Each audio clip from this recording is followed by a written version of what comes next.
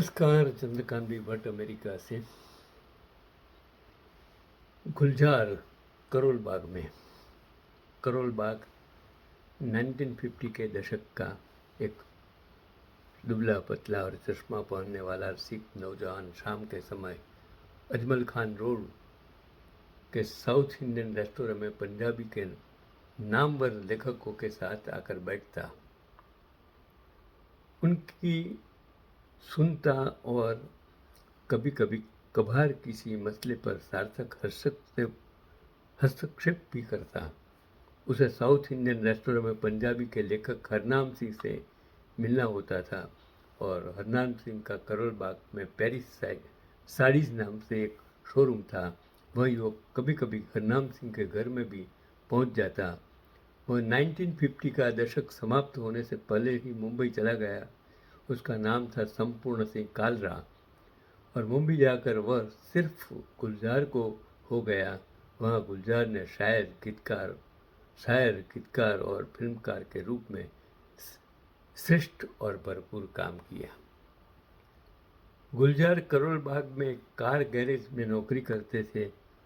वहाँ दिन भर काम करना पड़ता। उन्हें लिखना पढ़ना पसंद था, पर पेट की आग को बुझाने के लिए कुछ काम करते रहना भी जरूरी था। परिवार की माली हालत इस तरह की थी कि कुछ कमाए बिना जीवन की गाड़ी नहीं चल सकती थी और पंजाबी के वरिष्ठ कवि और खालसा कॉलेज के पूर्व प्रिंसिपल डॉक्टर हरमीत सिंह अब राजधानी में उन गिने चुने लोगों में से हैं जिन्हें याद है जब गुलजार कारोल बाग के नाईवाला में रहते थे।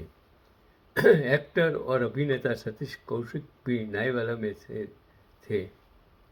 से थे और खैर उस दौर में करोल बाग हरध्यान सिंह करोड़ और आर्य समाज रोड में बंटवारे के बाद आए शरणार्थियों के सैकड़ों परिवार रहा करते थे और उनमें से एक कवि, चित्रकार, चिंतक भी थे। वे सब साउथ इंडियन रेस्टोरेंट में पंजाबी के सिद्ध कवि और ज्ञानपीठ पुरस्कार विजेता डॉक्टर हरभजन सिंह की टेबल के आसपास बैठकर तमाम विषयों पर चर्चा करते थे।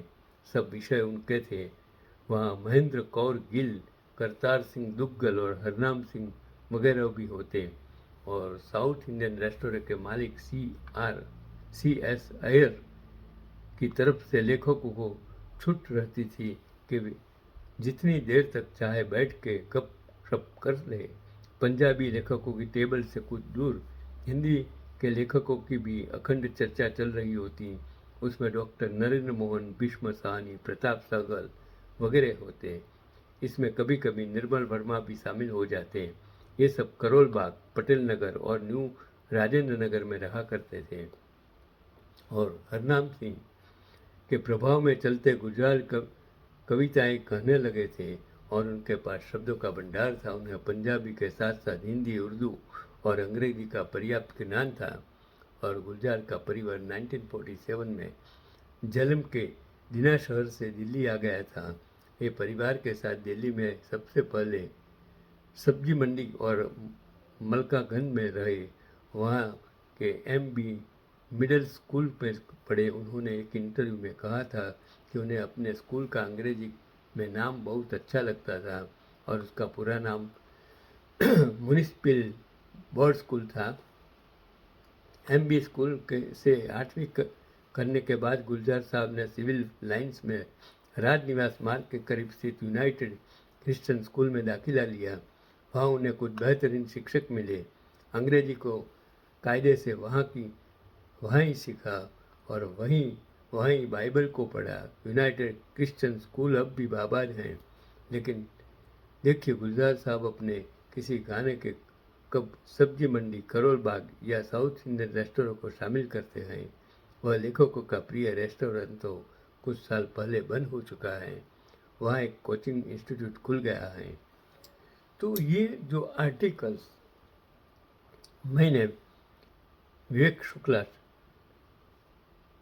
22 फरवरी 2024 में कुछ लिखा हुआ मुझे मिला। मुझे आपको सिर्फ ये कहना है कि शायद डिग्री, शायद धर्म जाति ये कुछ भी नहीं है।